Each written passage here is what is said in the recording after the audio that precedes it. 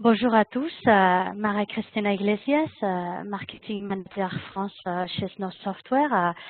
Nous allons vous présenter aujourd'hui un webinaire que nous avons mis un titre Comment gérer ses actifs logiciels. Je serai accompagnée par mon collègue Florian Jorno, qui est un Pre-Sales Consultant France dans l'équipe Snow. Avant de commencer, je vous prie de rester en mute tout au long du webinaire. Vous pouvez bien sûr poser vos questions et nous répondrons à toutes vos questions à la fin de la présentation. Je serai tout au long du webinaire, je serai disponible pour vous aider via le chat, donc n'hésitez pas à me contacter si vous avez quelque chose à nous communiquer. Alors, quel est l'agenda pour aujourd'hui? Tout d'abord, nous allons vous présenter Snow Software pour les personnes qui ne connaissent pas très bien. Ensuite, nous allons vous expliquer quels sont les bénéfices d'une meilleure gestion de vos licences logicielles. Et nous allons très rapidement passer à une démonstration pratique qui va précisément illustrer ces points-là de cette meilleure gestion. Et finalement, vous aurez l'occasion de poser vos questions, comme je disais, via les chats. Donc tout d'abord, Snow Software, c'est une société suédoise qui a été fondée en 1997, mais ce slide est déjà erroné. Pourquoi? Parce que tous les jours, les équipes grossissent. Donc aujourd'hui, nous sommes plus de 480 employés partout dans le monde. Nous avons 17 bureaux, nous avons 3 centres de recherche et développement, plus de 6000 clients, différents centres de support et plus de 11 millions de devices Snow installés partout dans le monde. Et ce pour aider les entreprises à mieux gérer vos dépenses logicielles pour éviter des risques et optimiser vos achats. Mon collègue Florian vous expliquera un peu plus sur tout ça. Et aussi, juste pour finir, nous avons connu une croissance jusqu'à 2015 de plus de 61%. Ici, vous avez les différents produits Snow. Nous allons commencer très brièvement, je vais vous le décrire par Snow License Manager, ce qu'on appelle SLM. C'est là que mon collègue Florian va vous expliquer très bien de quoi il s'agit.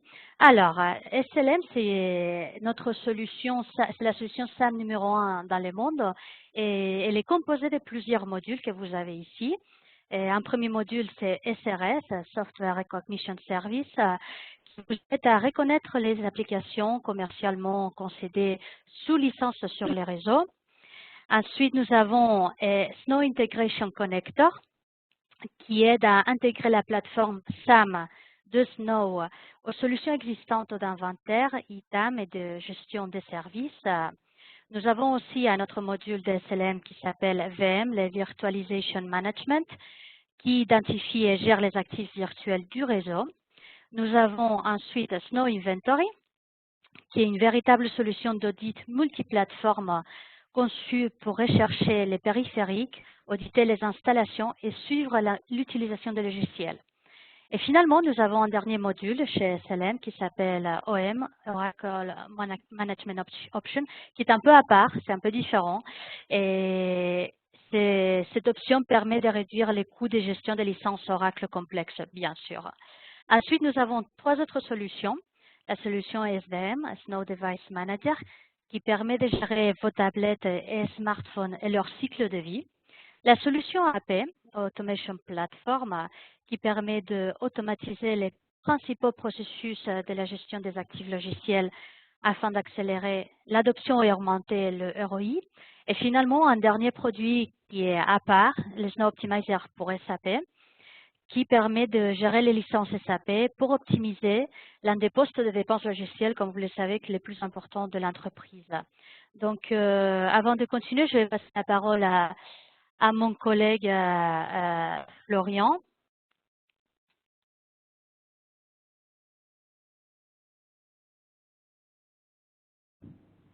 Alors merci Maria Cristina, j'espère que vous pouvez tous m'entendre. Donc merci pour cette première introduction justement de Snow Software. À ce propos, je vous souhaitais juste étayer un tout petit peu les dires de Maria Cristina sur notre outil en fait Automation Platform. Donc effectivement, l'objectif de ce produit, c'est de rajouter une couche d'automatisation dans vos processus de SAM.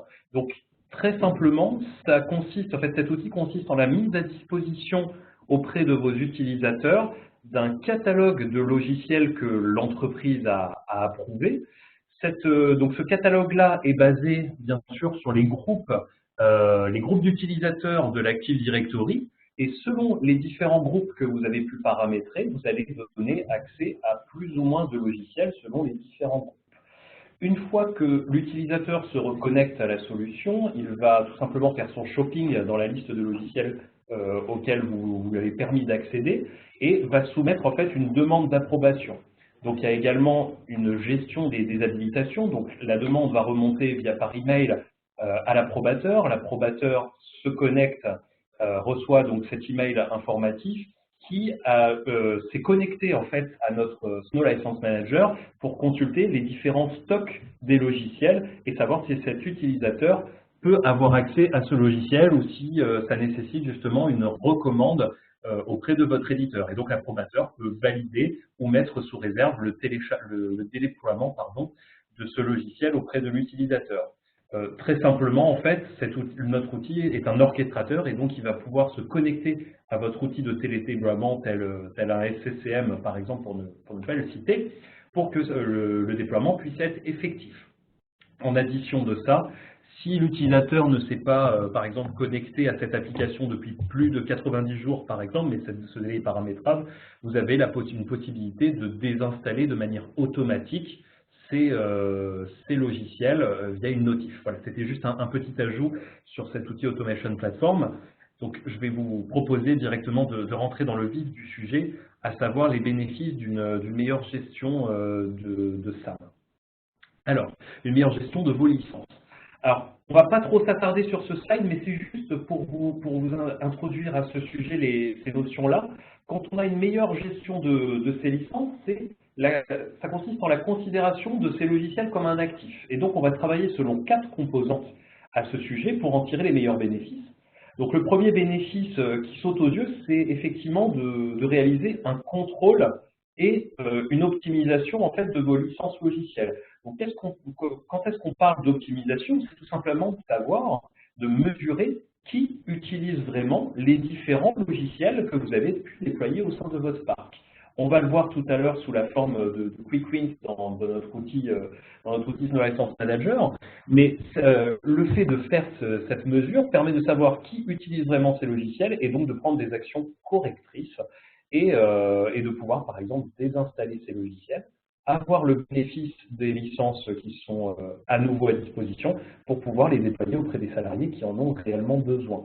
Donc ça permet également une responsabilité des acteurs et également d'avoir une meilleure finesse dans l'évaluation des impacts de sur- ou de sous-licensing qu'on peut posséder. L'autre bénéfice, alors je vais en venir là-dessus, sur ce bénéfice-là, parce qu'il concerne vraiment le marché français. En tout cas, quand on approche les clients, c'est l'un des premiers bénéfices qui vient, c'est la défense lors des audits, mais je pourrais le rapprocher directement de la diminution du risque de non-conformité. Le but, c'est vraiment que le client puisse se prémunir des audits, gagner du temps pour la préparation de son audit, mais également avoir des arguments pour améliorer sa crédibilité en cas d'audit et dans le contradictoire lors de l'audit, et donc de pouvoir diminuer la facture potentielle que pourrait lui adresser l'éditeur.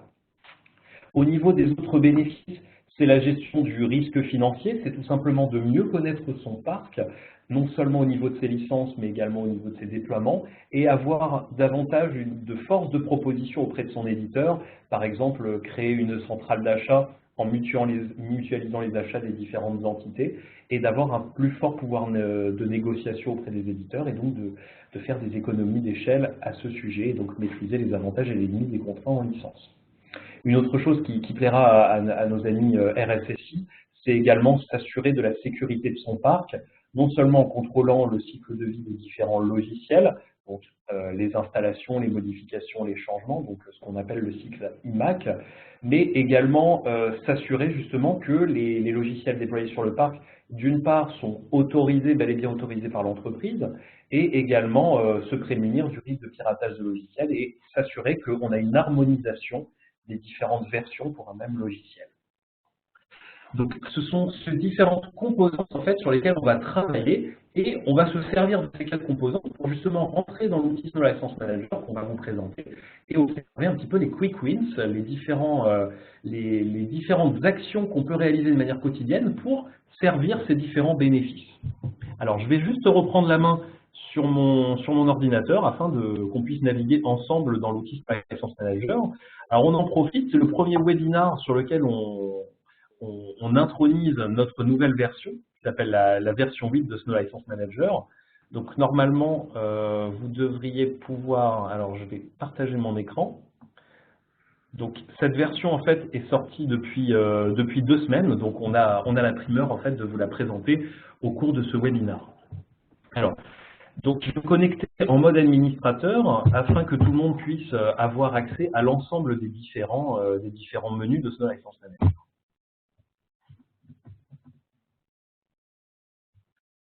Au niveau de l'interface, donc quand un utilisateur se connecte, il a accès directement à son dashboard. Alors c'est une interface somme toute classique, mais assez moderne dans ce qu'on peut retrouver dans les différents outils actuels. Mais chaque utilisateur va avoir son propre dashboard et va pouvoir se le constituer à ce sujet pour avoir les KPI et les KPI quotidiens qu'il doit surveiller au fur et à mesure de sa gestion.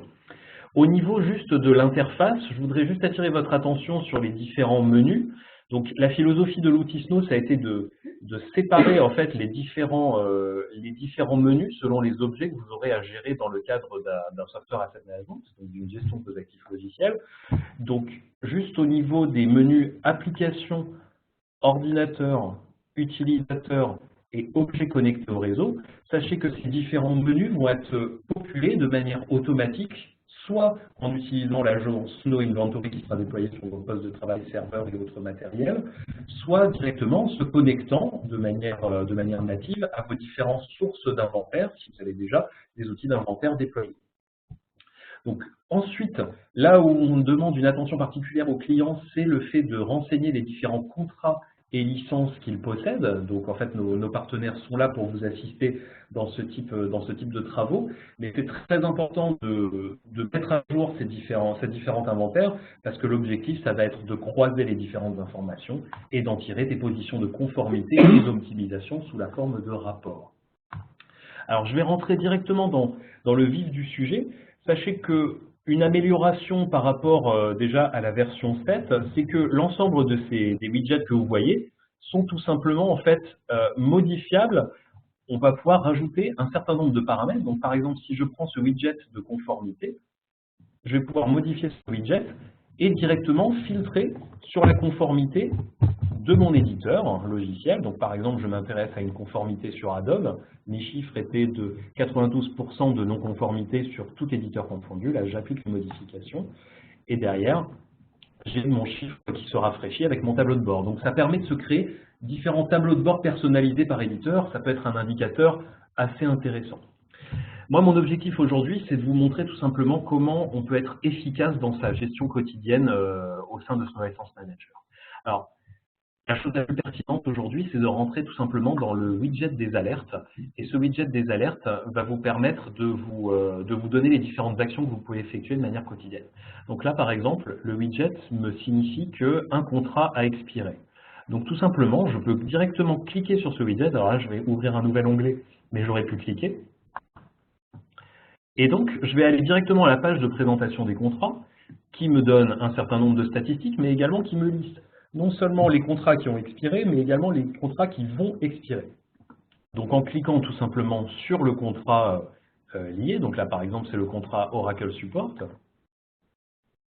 je rentre directement dans la fiche du contrat, je me suis déplacé au niveau des menus, je peux voir les différents produits qui sont liés à mon contrat, je peux voir, j'ai un symbole comme quoi la date d'expiration était prévue au 31 décembre 2015, symbole rouge, je suis donc en expiration de ce contrat. Donc j'ai tout intérêt à renouveler ma période de contrat et reprendre contact avec mon éditeur. Dès que j'ai mis à jour cette période, dès que j'ai renouvelé plutôt ce contrat, je peux mettre à jour ma période et l'alerte disparaîtra de manière automatique. Donc là, c'est un premier axe d'indication assez puissant sur justement la gestion de ces contrats. Donc cette alerte peut être sous la forme du widget des alertes, mais également être présente dans les différents rapports. Et bien sûr, on a un système d'envoi de notifications avec un système d'alerte. Donc, si je me mets au niveau de mon contrat et que je l'édite, on peut setuper tout simplement une alerte et définir la période, le niveau de délai pour laquelle une alerte plus ou moins critique peut être envoyée par email et dans le widget des alertes auprès de l'interlocuteur. Ensuite, d'autres niveaux, une autre des composantes sur laquelle on peut tirer bénéfice du SAM, c'est tout simplement la maîtrise de son parc applicatif, y compris au niveau de la sécurité. Vous voyez qu'ici, mon widget me signifie que j'ai 17 applications en liste noire qui ont été détectées. Donc, je n'ai qu'à tout simplement cliquer sur ce lien et j'accède directement au mini-rapport qui me donne le nom des applications qui sont en liste noire, les différents fabricants, le nombre d'installations et le nombre d'utilisateurs qui sont impactés. Donc, juste à ce sujet, au niveau de la navigation dans Snow, je peux, comme dans la V7, réaliser sous forme de drag and drop des actions assez rapides pour me constituer la vue qui est nécessaire pour moi, qui me donne du sens à ma vision. Donc, par exemple, je prends le champ fabricant et je le mets ici, et je me suis créé mon propre tableau croisé dynamique avec la liste des applications selon les fabricants. Donc, par exemple, si je clique sur ce fabricant-là, sur cette application-là, donc je vais rentrer tout simplement dans la fiche de cette application. Donc, que me dit Snow License Manager? Que cette application est classée en liste noire, qu'il y a une installation sur cet ordinateur et lié, alors pas d'utilisateur en tout cas nommé là-dessus, mais en tout cas, on va investiguer davantage en cliquant sur cet ordinateur. Je vais cliquer dessus. Et là, j'accède directement à la fiche de l'ordinateur. Cet ordinateur, j'ai directement en rouge la liste des applications en fait qui ne sont pas, qui sont taguées en liste noire. Et donc, on met un warning auprès du gestionnaire SAM ou auprès du RSSI pour qu'il puisse, lui, réaliser les actions correctives nécessaires. À ce propos, je peux voir également la liste des utilisateurs pour cet ordinateur afin justement de pouvoir les contacter directement. Alors, ne partez pas en courant pour ceux pour lesquels la confidentialité des utilisateurs serait importante. Vous avez tout à fait la possibilité dans l'outil Snow de masquer les différents utilisateurs et vous réagirez sur l'utilisateur 31, l'utilisateur 30, etc. sans les nommer en tant que tels. Alors, comment ça se paramètre tout ça?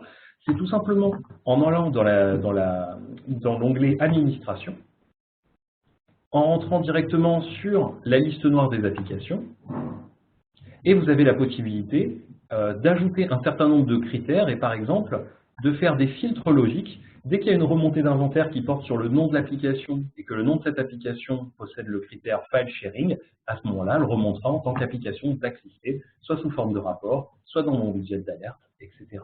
Donc ça me permet d'effectuer comme ça des actions très particulières et de surveiller de manière quotidienne en fait la liste des applications blacklistées au sein de mon parc. À ce sujet, quelque chose qu'on met en avant au sein de Snow License Manager, c'est le tracking des applications web. Alors, on sait, c'est beaucoup à la mode, le fait d'accéder à distance en fait, à certaines aux cloud applications.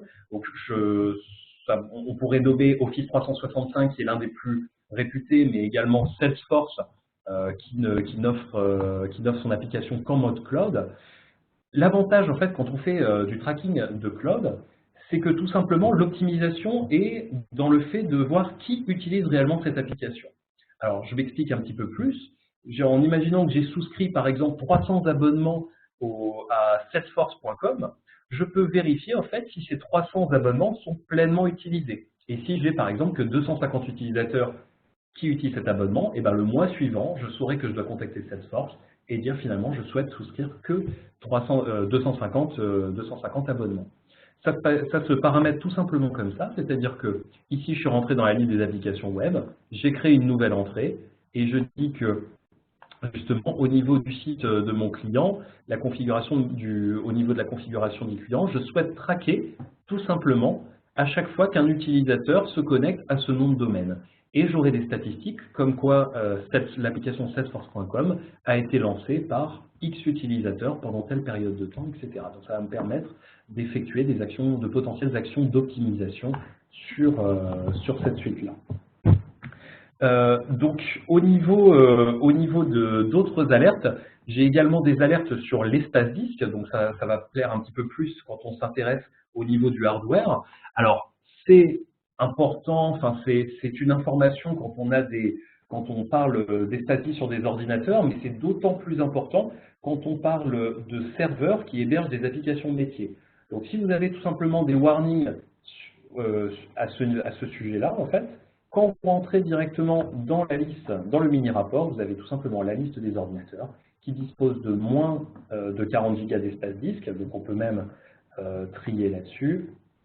Et je peux voir les différentes capacités selon le nombre d'ordinateurs et ou de serveurs, et ça me permet, encore une fois, de prendre des actions correctives et éviter que mon application puisse tomber en rade pour manque d'espace disque, tout simplement. Alors, on est loin d'être aussi complet qu'un outil de hardware management, mais par contre, ça peut être important si on a des sensibilités, si on n'a pas ce type d'outil déjà, ou si on a une sensibilité sur les applications métiers à ce sujet. Ça fait partie également des critères SAM recherchés. Je poursuis la navigation sur le widget des alertes. On a bien entendu en fait une nouvelle alerte concernant les calculs de conformité. Donc là, d'après le calcul d'aujourd'hui, il existe 676 applications avec des licences insuffisantes.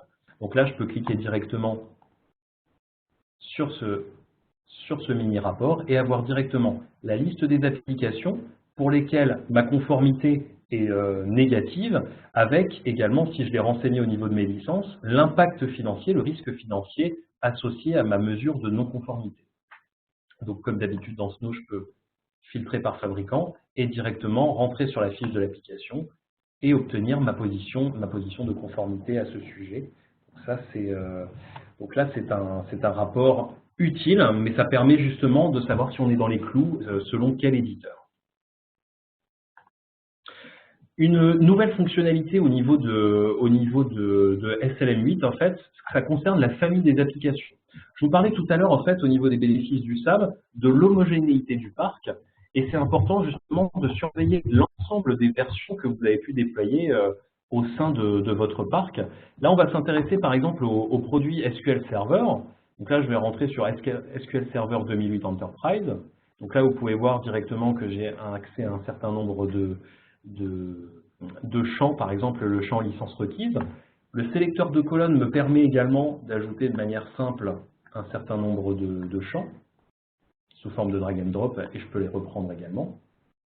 Donc là, pour me constituer ma vue qui est importante pour moi. Là, je vais cliquer sur cette application SQL Server 2008 Enterprise. Donc, à ce sujet, en fait, donc on peut voir qu'on a une conformité de -1. Au niveau de la conformité, ce qu'on peut faire, c'est voir les licences qui ont permis de couvrir une partie des exigences de cette licence. Donc là, on peut voir qu'on n'a eu aucun achat à ce niveau-là, mais par contre, qu'on a eu des transferts de droits par rapport à des éditions supérieures. Alors, sachez que l'outil Snow le gère en natif, c'est-à-dire que, là, pour vous expliquer un petit peu cet onglet, on a activé l'option de rétrogradation automatique au niveau de SQL Server, ce qui fait que quand il y a un déficit dans une des éditions, et un déficit de licence et un over-licensing sur une édition supérieure, ça permet de réaliser des compensations de manière automatique. Et donc, quand on va dans l'onglet conformité ici, on a une traçabilité de la méthode de calcul de conformité pour ce produit-là, SQL Server 2008 Enterprise. Donc, finalement, on a eu des transferts reçus ici via des droits de rétrogradation. Donc, ça permet de s'assurer de la traçabilité de l'héritage de la licence. Ici, on a des graphiques au niveau de l'historique et au niveau de la tendance de la conformité de cette application. Là où je voulais insister, c'était tout simplement de cliquer ici. On a rajouté en fait la notion de famille d'applications. Donc si je clique sur SQL Server, je vais rentrer dans la famille de ce produit et avoir des statistiques sur les différentes éditions et versions qui sont déployées au sein de mon parc pour cette famille-là. Donc ne prenez pas peur tout de suite vis-à-vis de ce graphique, mais là vous avez tout simplement l'étalement des différentes éditions et versions qui sont déployées au sein de votre parc avec les différentes notions de conformité. Vous voyez par exemple en rouge, c'est la partie non couverte en termes de licensing. La partie bleue, c'est aucune exigence. Ça tombe bien, ici ce sont de très anciennes versions, mais là c'est une développeur édition par exemple. Et ici je vois quelle est la proportion de mon parc couvert par rapport à chacune des éditions. Si j'ai rentré les différents prix de mes licences, je peux également consulter le risque financier associé. Et donc j'ai accès, alors j'ai accès aux données sous forme de graphique ici, mais j'ai accès également à l'ensemble des données sous forme de différents onglets. Ici la liste des licences, la liste des applications qui sont déployées également au niveau des installations, soit sur des VM, soit sur des machines physiques, donc d'utilisateurs, la liste des ordinateurs qui ont pu déployer ces différentes versions édition d'SQL Server avec la métrique associée, les utilisateurs et le résumé de la consommation en fait en cœur et en processeur à ce sujet. Si je clique également, une autre des fonctionnalités qui était déjà présente dans SLN7 mais qui est particulièrement intéressante quand on est un gestionnaire d'un éditeur au sein d'un client, je clique directement sur Microsoft Corporation. Et là, je vais avoir accès directement à la page de l'éditeur. Donc, je vais avoir accès à l'ensemble des données qui me lient à cet éditeur. Donc là, par exemple, le nombre d'installations des principales applications, les applications les plus populaires sur mon parc, les frais principaux, les principaux contributeurs en termes de frais, la liste des applications soumises à licence payante qui me lient avec cet éditeur et qui sont déployées sur mon parc, avec la notion de conformité associée, donc qu'elle soit positive ou négative. Pour des besoins d'inventaire, les applications qui ne sont pas soumises à des licences payantes de cet éditeur sont listées également. La liste des contrats logiciels qui me lient à cet éditeur et également la liste des licences que j'ai souscrites auprès de cet éditeur avec également le nombre de licences associées. Donc ça permet en un clin d'œil en fait d'avoir une situation, votre situation auprès de l'éditeur, aussi bien au niveau de l'inventaire que de la conformité et que de ce que vous avez acheté en tant que licence, contrat, etc.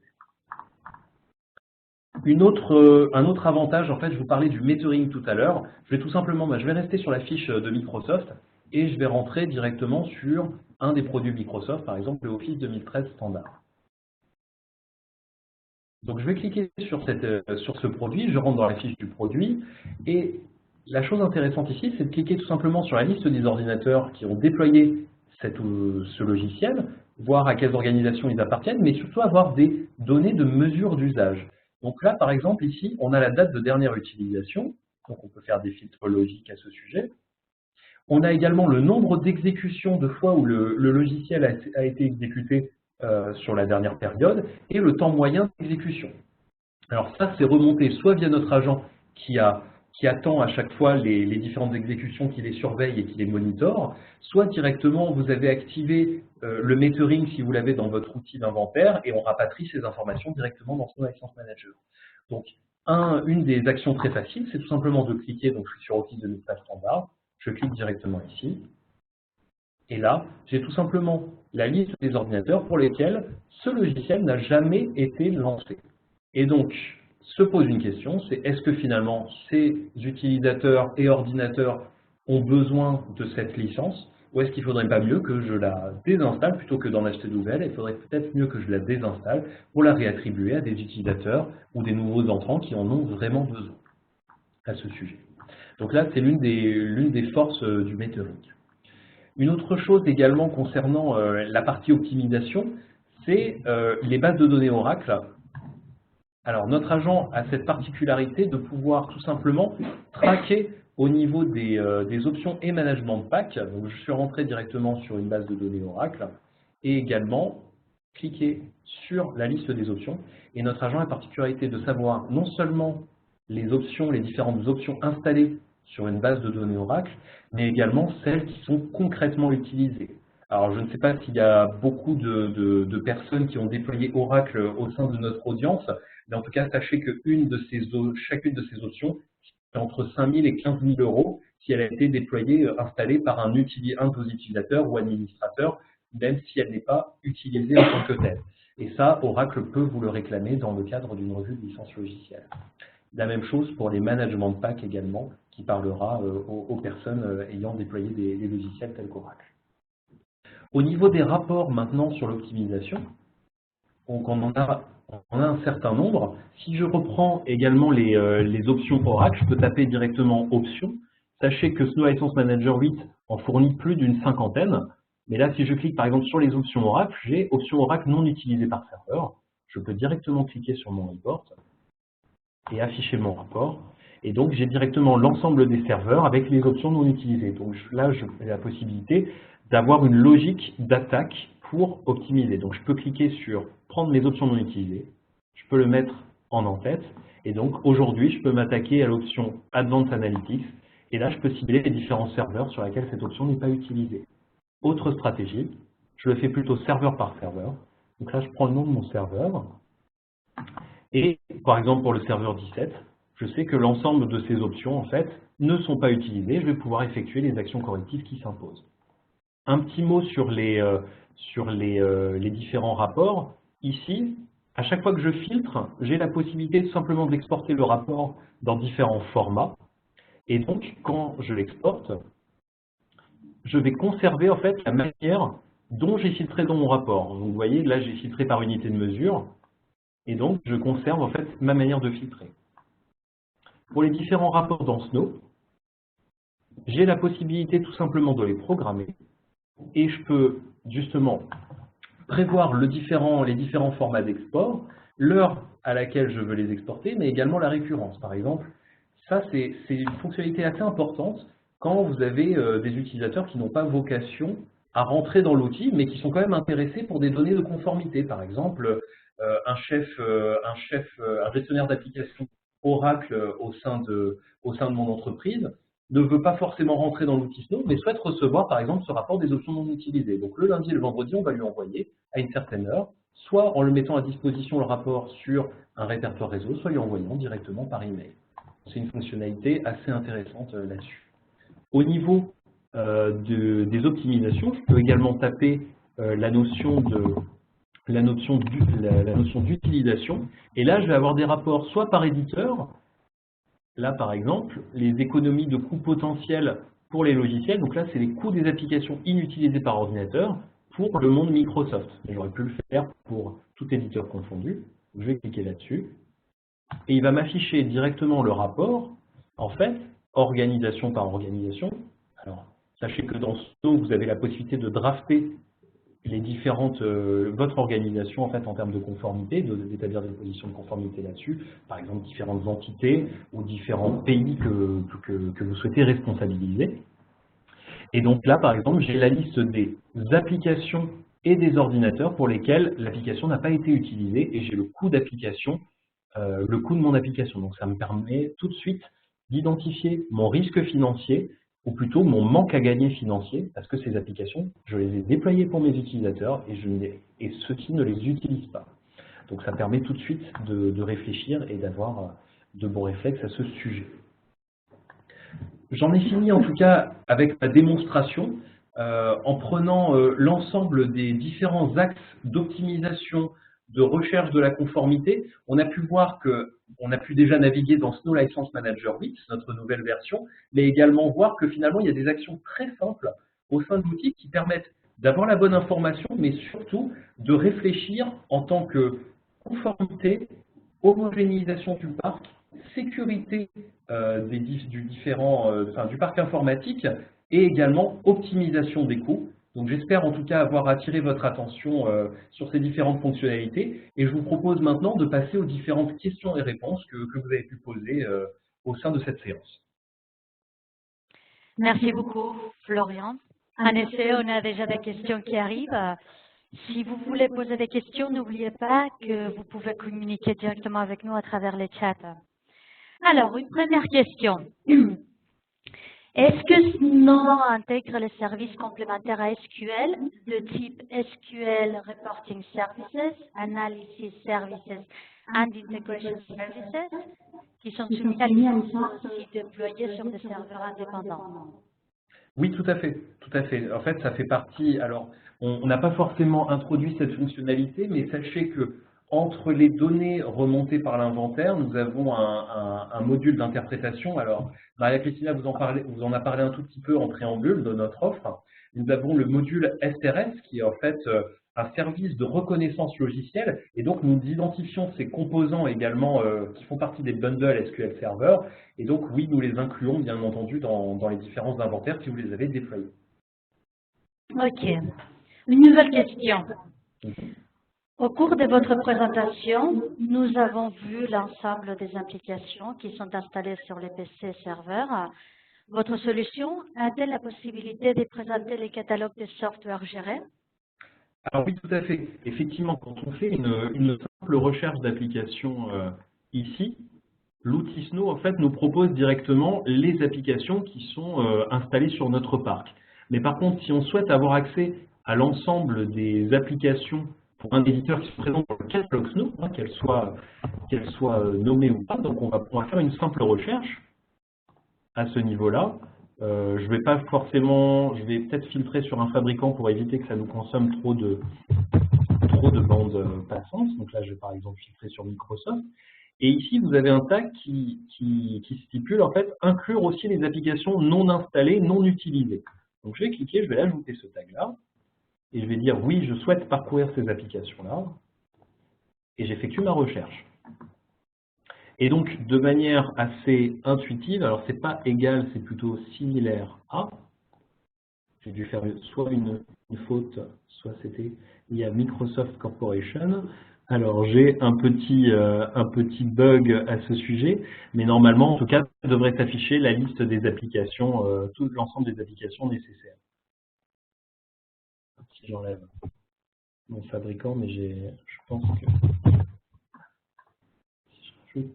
voilà, c'est parce que, d'accord, j'avais oublié le pourcentage. Et normalement, on a une bien meilleure vision en fait, et vous avez accès à 92 pages d'applications différentes sur l'éditeur Adobe, avec l'ensemble, ici c'est apporté par notre module SRS, vous avez accès aux licences qui sont requises ou pas, et aux différentes unités de mesure pré-paramétrées par défaut. Voilà, je t'affiche bien par défaut parce que dans l'outil Snow, vous avez toujours la possibilité de customiser vos unités de mesure ou de changer vos unités de mesure. Parce que par exemple, dans des produits tels que SQL Server, hein, qu'on a vu tout à l'heure, il y a un choix de gestion qui est effectué de la part du client. Soit il décide de licencier cette application dans une unité plutôt qu'une autre parce qu'il a jugé ça optimal par rapport à sa situation. Donc vous avez la possibilité de faire ces changements-là. J'espère avoir répondu à votre question en tout cas. Je suis sûre que oui. Nouvelle question. Comment Snow gère les stacking de licences pour SQL et Windows Server si nous ne voulons pas allouer à notre type de licence? Alors, j'ai besoin. Alors, le premier terme.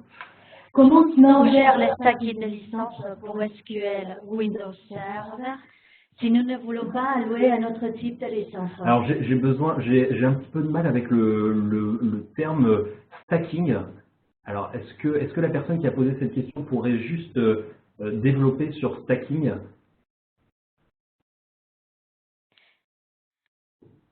Par exemple, allouer 2 licences SQL Server. Alors, allouer 2 licences. Alors en fait, allouer 2 types de licences sur la même machine, là, ça va être un petit peu compliqué parce qu'une machine, normalement, une machine ne doit être couverte que par un seul type de licence.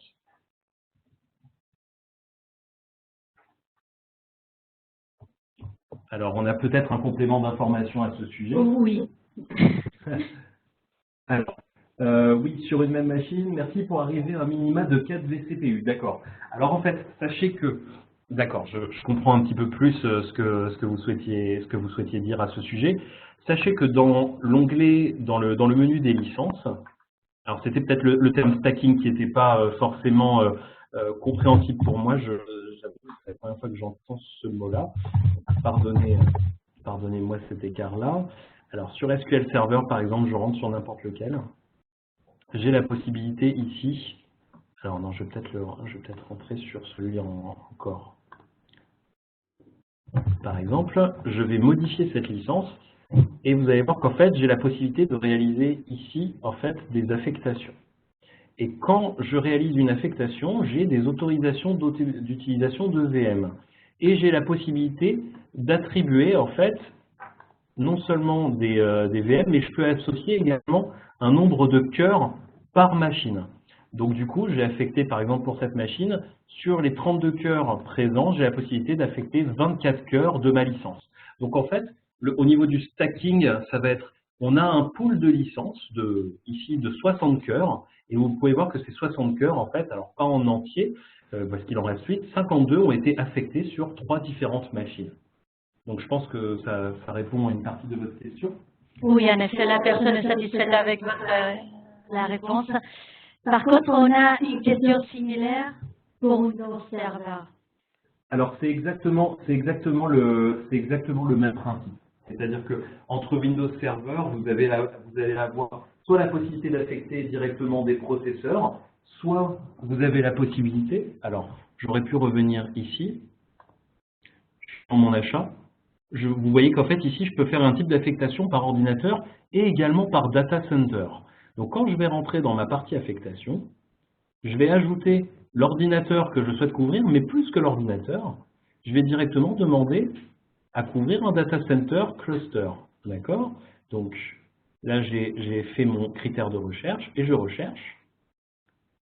Et là, il va me donner accès à l'ensemble des data centers. Donc, imaginez-vous avec les licences Windows Server, Data Center, vous possédez par exemple 16 procs, pardon, et vous pouvez affecter ces 16 procs aux différents procs de vos data centers. Donc, une licence permettra, enfin un pool de licences permettra de couvrir un ou plusieurs data centers, selon les procs que vous avez attribués. J'espère que ça a répondu à votre question également. Visiblement oui, parce qu'il n'y a pas de retour, mais n'hésitez pas à nous contacter via le chat et nous dire. Alors, nous avons entre-temps, non, ils nous disent que c'est bon. D'accord. Nous avons une nouvelle question. Oui. Alors, il y a quelqu'un qui dit qu'au sein de sa société, ils ont développé en interne des logiciels maison. Est-ce que votre outil a la possibilité de définir des indicateurs de suivi métrique personnalisés? Alors oui, tout à fait. Alors, en fait, ça se fait en deux temps. D'une part, si vous avez déployé des logiciels maison, la première chose à faire, c'est de pouvoir les reconnaître, qu'ils soient reconnus par notre module SRS. Donc il y a deux particularités. Soit vous êtes un power user et vous avez la maîtrise de la console d'administration de Snow, vous pouvez créer votre propre signature de logiciel avec les différents paramètres techniques qui permettent de qualifier votre application maison. Ou alors, vous pouvez escalader à un de nos partenaires qui, lui, va se charger de loguer un ticket auprès du support Snow pour enrichir votre base, pour la mettre à jour, hein, tout simplement, avec la nouvelle signature de votre application maison. Ça, c'est pour la reconnaissance logicielle. Ensuite, une fois que ce logiciel il est dans la base et que vous avez une métrique un petit peu particulière, en dehors des métriques commerciales usuelles, type que le nombre d'utilisateurs, le nombre d'installations, etc., vous avez toujours la possibilité, ici, dans l'outil d'administration, de créer tout simplement ce qu'on appelle des types de valeurs de comparaison personnalisées. Donc ce sont des métriques, des indicateurs un petit peu plus différents de ceux utilisés dans le commerce, et vous pouvez créer votre propre métrique. Ici, par exemple, on a créé une métrique liée au nombre d'employés, justement, et donc on utilise cette métrique au sein de l'outil pour certaines applications, et vous pouvez l'appliquer à votre application métier. Merci Florian. Une autre question. Oui. Vous avez présenté la possibilité de gérer les déploiements licences par organisation. Votre produit permet-il de gérer plusieurs langues et devises? Alors oui, tout à fait. Donc pour les entreprises, alors Snow est un éditeur suédois et donc a pensé aux entreprises internationales, hein, s'adresse à toutes les entreprises dont les multinationales. Et donc quand on va dans la partie settings ici, la partie paramètres, ici vous pouvez voir l'accès aux différentes langues. Alors chaque utilisateur pourra paramétrer sa propre langue bien sûr. Alors on a un grand nombre de langues. Ce qui m'a été demandé, mais qui n'est pas supporté pour le moment, nous ne supportons pas aujourd'hui le japonais, ni le cyrillique, donc ces personnes-là devront se débrouiller plutôt en anglais, paramétré de base, mais voilà, on a un certain nombre de langages disponibles, en tout cas, pour couvrir la Terre. Une autre question qui arrive. Oui. Comment gérez-vous les informations relatives au SAN dans la conformité Oracle? Alors, relative au SAN, c'est ça? Au SAN SAN. Alors, au BSAN, on ne les retrouve pas en tant que tels. Alors, à ce sujet. Nous, on s'aide. Si vous avez les traces de ces SAN directement dans les outils d'inventaire, on pourra inventorier ce SAN, mais derrière, on passe en général le relais, c'est-à-dire qu'elles sont présentes dans l'inventaire, mais on passe le relais en fait au niveau de nos partenaires pour que eux puissent effectuer le calcul lié à ces BSAN.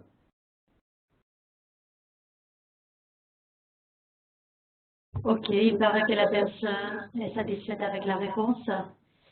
Est-ce qu'il y a d'autres questions? Oui, la personne est satisfaite. D'accord, ok. Il n'y a pas d'autres questions qui arrivent sur le chat pour l'instant. Donc du coup, en tout cas, merci beaucoup Florian. Merci beaucoup aux personnes qui sont venues au webinaire. Nous allons vous envoyer l'enregistrement bientôt, si vous avez envie de le réécouter. Et pour votre info, nous allons très probablement faire un nouveau webinaire au mois de juillet. Donc restez attentifs à vos boîtes email. Merci en tout cas pour votre attention et on vous souhaite du coup une excellente journée de la part de l'équipe Snow. Ok, merci. Au revoir. Au revoir.